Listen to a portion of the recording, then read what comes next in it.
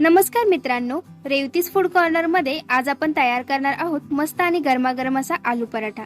तर आज मी तुम्हाला आलू पराठा स्टफ करण्याच्या दोन पद्धती सांगणार आहेत। तर चला वेळ न घालवता आपण आजच्या रेसिपीकडे वळूयात।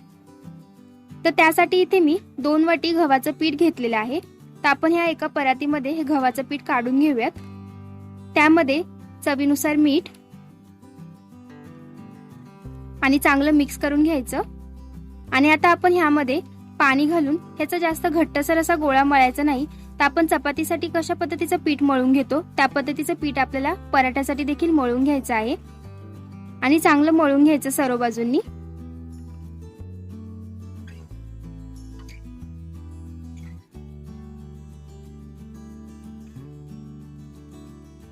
तर अशा प्रकारे आपण इथे मस्त असं पीठ मळून घेतलेलं आहे।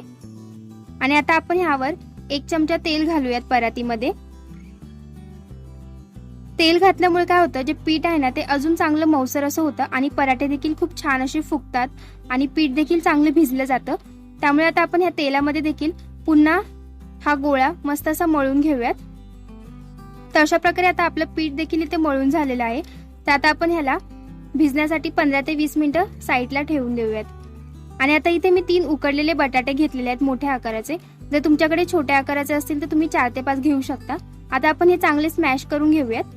तर स्मॅश केल्यानंतर आपण ह्यामध्ये पाव चमचा हळद, 1 चमचा लाल तिखट, अर्धा चमचा गरम मसाला, अर्धा चमचा आमचूर पावडर, चवीनुसार मीठ, 2 बारीक चिरलेल्या हिरव्या मिरच्या आणि बारीक चिरलेली कोथिंबीर घालूयात। आणि आता हे सर्व घातल्यानंतर आपण चांगलं मिक्स करून घेऊयात, म्हणजे बटाट्यांमध्ये हे सर्व मसाले चांगले मिक्स होतील। आणि एखाद दुसरी जी बटाट्याची फोड असेल ती देखील एकदम चांगली स्मॅश करून घ्यायची, म्हणजे पराठे लाटताना आपल्याला जास्त प्रॉब्लेम देखील होत नाही आणि मस्त असा पराठा लाटला जातो।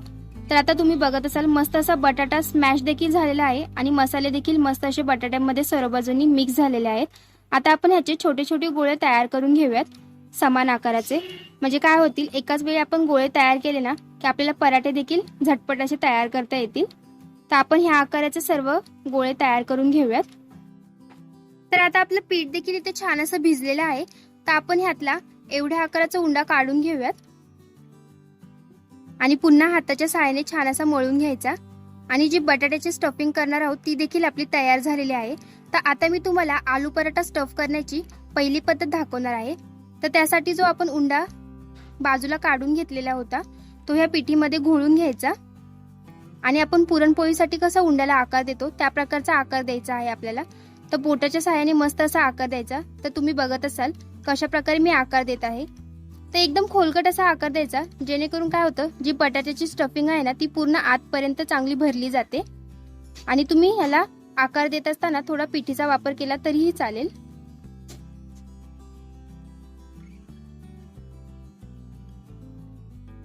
तर अशा प्रकारे तुम्ही बघत असाल मस्त असा आपण आकार दिलेला आहे आता ह्या उंड्याला। आता आपण ह्यामध्ये ही बटाट्याची स्टफिंग भरणार आहोत आणि पुन्हा हा उंडा पॅक करून घ्यायचा अशा प्रकारे हाताच्या सहाय्याने। आणि जी बटाट्याची जी थोडीशी स्टफिंग आहे ना ती वरती येत असेल ना तर तुम्ही बोटाच्या सहाय्याने अशा प्रकारे आतमध्ये प्रेस करायची आणि पुन्हा हा उंडा आहे ना तो पूर्ण पॅक करून घ्यायचा। आणि या पिठाचा जो एक्स्ट्राचा जो पोर्शन आहे ना तो काढून घ्यायचा अशा पद्धतीने आणि पुन्हा ह्याला मस्त असा गोलाकार द्यायचा आणि ह्या पिठीमध्ये घोळून घ्यायचा छान असा सर्व बाजूंनी।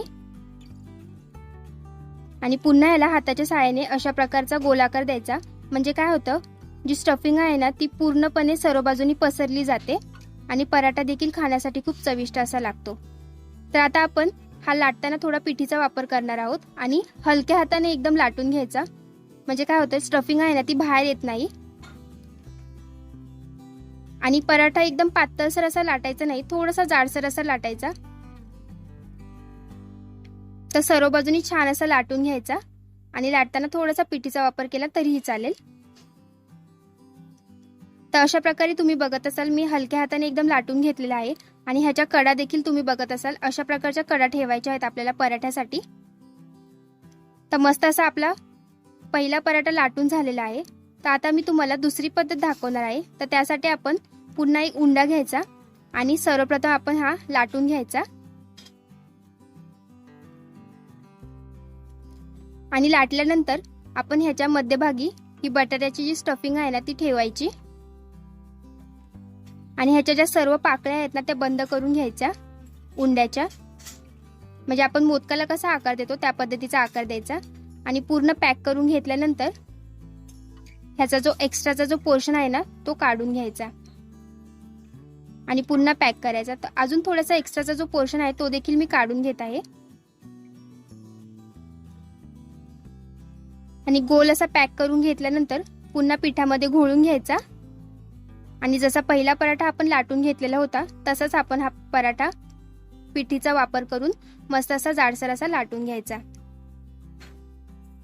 आणि एकदम हलक्या हाताने लाटायचा, जास्त प्रेशर देऊन लाटायचं नाही आपल्याला.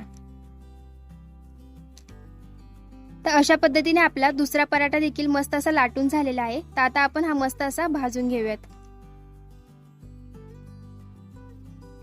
तर त्यासाठी इथे मी गॅसवर पॅन गरम करण्यासाठी ठेवलेला होता. पॅन देखील चांगला गरम झालेला आहे. आपण त्यावर 1 चमचा तूप घालूयात आणि मस्त असं सर्व बाजूनी पसरवून घेऊयात आणि जो पराठा तयार केलेला होता तो आपण ह्यावर ठेवूयात आणि मस्त असा दोन्ही साईडनी लो फ्लेमवर छान असा भाजून घ्यायचा. म्हणजे ह्याच्या ज्या जाडसर अशा कडा आहेत ना त्या देखील चांगल्या भाजून निघतात आणि मस्त असा तुपाचा वापर करून दोन्ही साईडने छान असा भाजून घ्यायचा आणि खाण्यासाठी खूप चविष्ट असा लागतो. आणि आजची रेसिपी जर तुम्हाला आवडली असेल तर नक्की लाईक, शेअर, सबस्क्राईब करायला विसरू नका. तुम्ही घरी नक्की ट्राय करा आणि आजचा व्हिडिओ पाहिल्याबद्दल थँक्यू.